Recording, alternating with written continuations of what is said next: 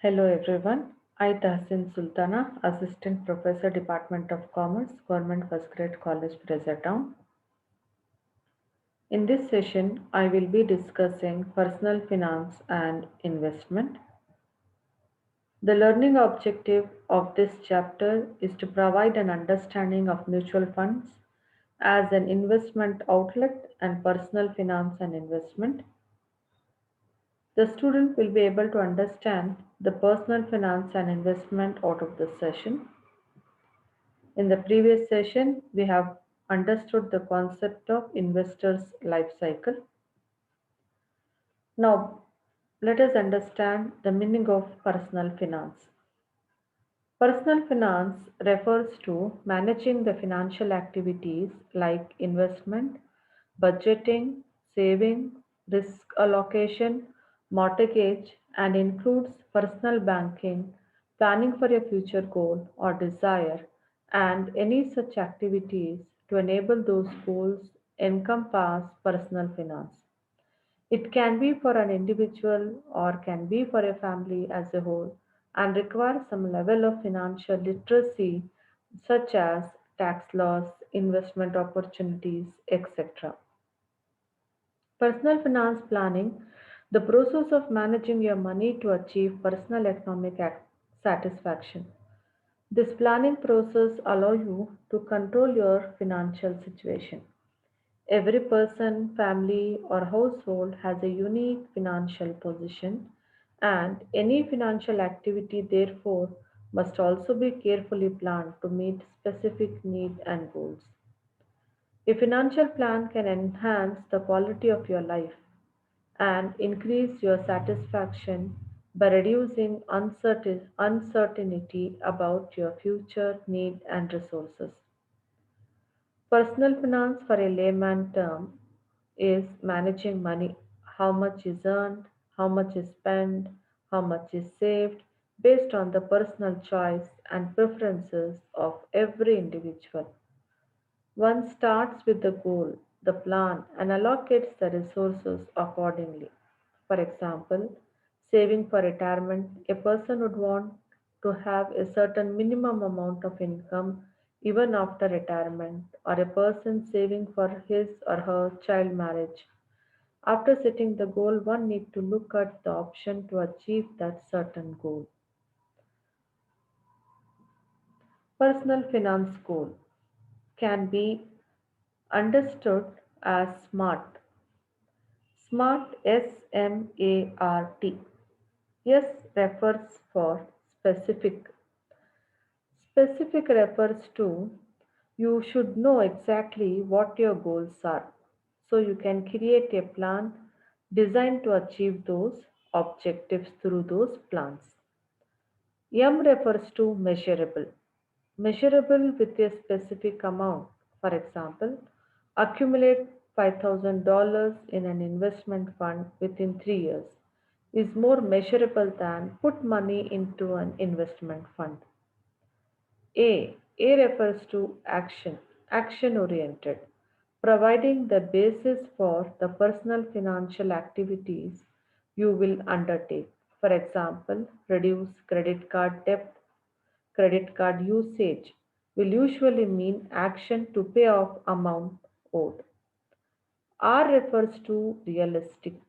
What is realistic? Involving goals based on your income and life situation. For example, it is probably not realistic to expect to buy a new car each year if you are a full-time student. T refers to time based, indicating a time frame for achieving the goal, such as 3 years, 4 years, 5 years, keeping the time limit. This allows you to measure your progress towards your financial goals. Process of personal finance and investment planning. The process has some steps. Let us go through these steps. The first step is looking at the current.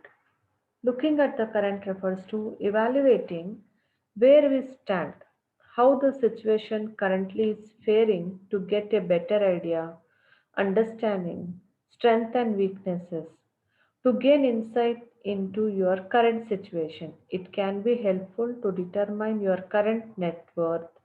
To calculate your net worth, you will need to total your current liabilities and separate them from your total current assets. After looking at the current situation, the next step will be setting up goals. According to the preferences is pivotal as to the direction in which one should move forward in the future, and your goal should be smart. As we have talked about this topic, what is smart? That's specific, measurable, attainable, realistic, and time based.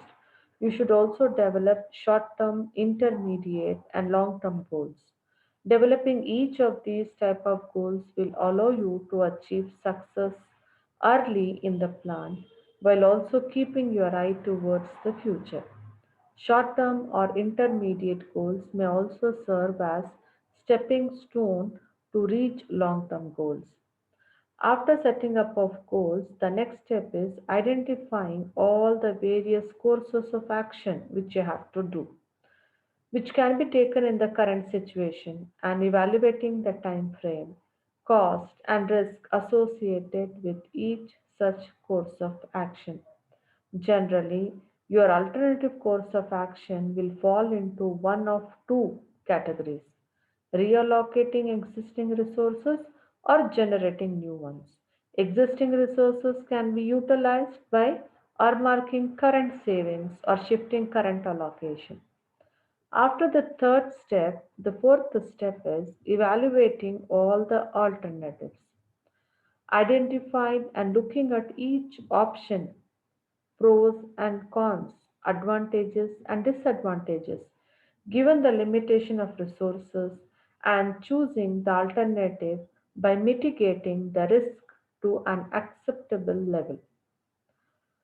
After that, the next step is implementing the chosen course of action, that is, time to play ball, actually making the investment, completing the formalities, and doing the paperwork.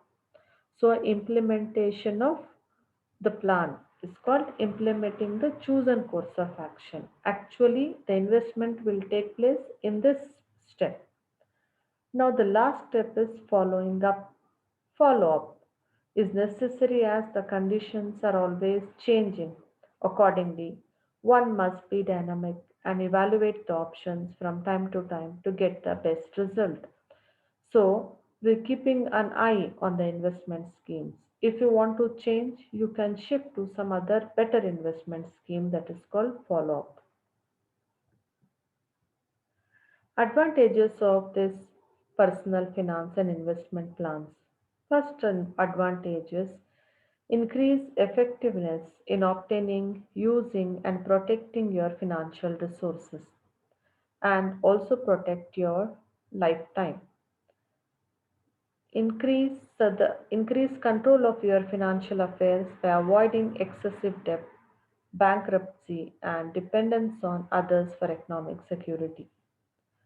Third is improve personal relationship resulting from well planned and effectively communicated financial decisions.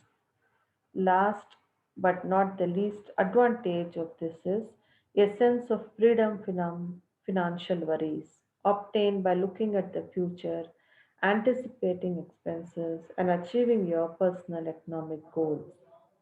I hope you have understood this concept of personal finance and investment. Thank you for your patience listening.